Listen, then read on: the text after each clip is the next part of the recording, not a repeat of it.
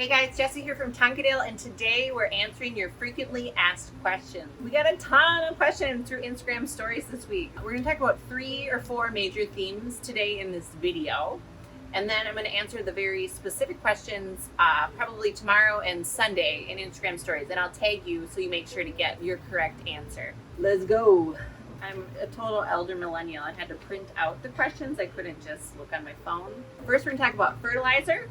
Next, humidity, and then plants for low light, north-facing windows, and bathrooms with little to no natural light. Let's start with fertilizer. We often recommend that you cut back on fertilizing during the winter months here in Minnesota when the days are shorter and the air temperatures drop. Your plants are gonna pause a little bit and aren't going to be actively growing. We're on the cusp of spring, and it's very exciting because you're gonna notice as the days get longer and your plants are receiving more light and more sun energy, they're gonna perk up.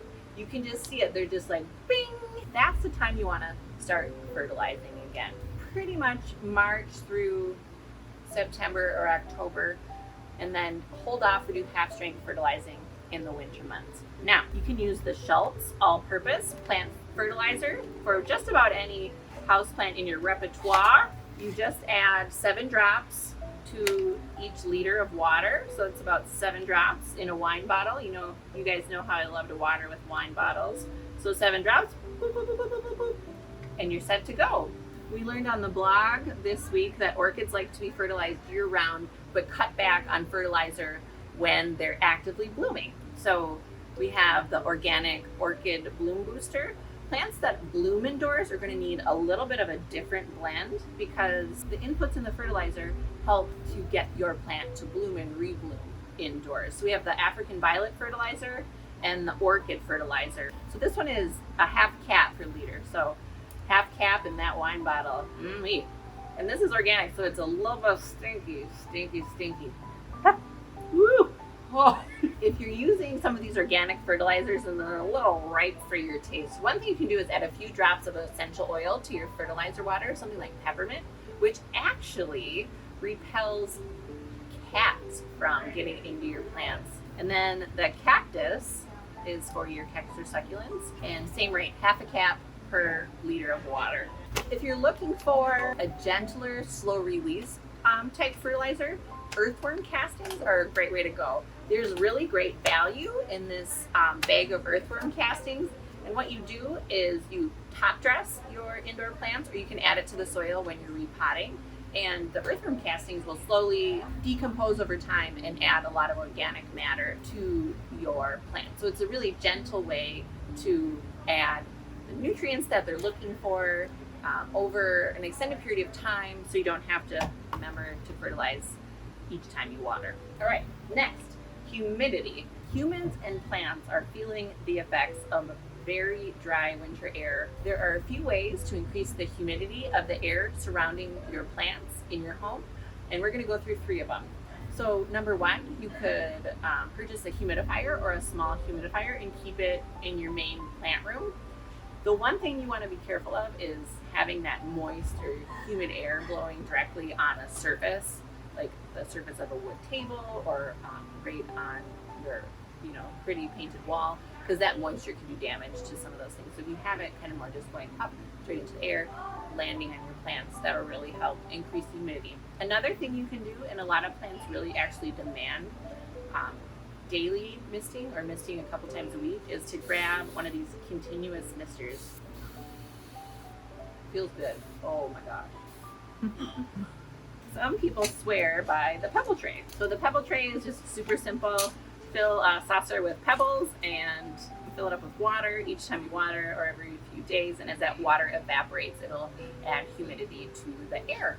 So those are 3 ways to increase the humidity in your home and around your plants. Next, let's talk about some unique plants for low light situations or bathrooms. Now, we were specifically asked for unique recommendations. Our go-to answer for low light situations are always snake plants and ZZ plants. You know what? There's more to life than just snake plants and ZZ plants. So I picked out some of my favorite unique herb plants for low light situations that are also really easy care. A few of them like more humidity, a few of them will tolerate it, but let's start with the Sansevieria. So Sansevierias are traditionally pretty tall and spiky, but there are dwarf Sansevierias, and those are called Sansevieria hanii. So the Sansevieria hanii, because they're slow growing and smaller, are perfect for a bathroom because your surfaces in a bathroom are, much smaller. And this one will tolerate that lower light for, for time to come. We also have the starfish Sansevieria, which is just so cute. It adds a different structure and texture, and these small guys would be really cute in a bathroom or on a small windowsill, north-facing windowsill. And I just love this little. You can have a little cheerleading plant every morning when you look in the mirror and brushing your teeth to just keep growing. Next are my 3 all-time favorite plants. All-time favorite plants. Telling you, these plants will not disappoint. We have the Victorian bird's nest fern, which tolerates low light very well, loves humidity, but also will tolerate drying out in between waterings. And it will reward you with these long, wavy fronds as it ages. So that's the Victorian bird's nest fern. You could also do it in a hanging basket in the bathroom if you're trying to save space, or maybe even as a shower plant. Next is another one of my favorites. I talk about this one a lot. This is the Ming Fern. It's part of the Asparagus Fern family.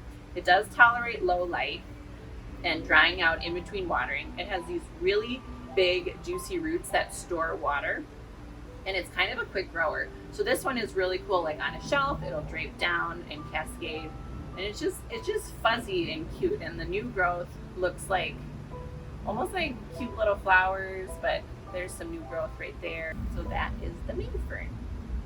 Love you, love you. And don't you love this swirly pot? A lot of people have blue in their bathrooms because it looks like water. I use bromeliads as a piece of home decor because I love the shape, I love the structure, and I love the color. And I have learned over the years that they will tolerate low light for a long period of time. And this bloom is actually just a modified leaf or bract that shows the color. This doesn't last forever, but after you take it home, it'll definitely last for 4 to 6 months. And then all you need to do is simply trim it off, and then you enjoy its gorgeous spade-shaped foliage. So the bromeliad does do pretty well in low light, and I think a really colorful and cheerful plant to add to a bathroom. And lastly, because it is Valentine's Day this weekend, we have the heart fern. And most ferns really love a lot of humidity, and they don't like light directly on their leaves because that does cause sunburn. So this cute little heart fern is perfect for a north-facing window, but also for a humid environment like a bathroom. I hope this video answered some of your burning plant questions.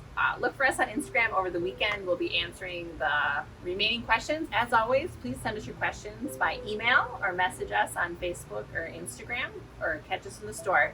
We're happy to troubleshoot, guide you, and get you started on your plant parent journey. Thanks for watching, and we'll see you at Tonkadale.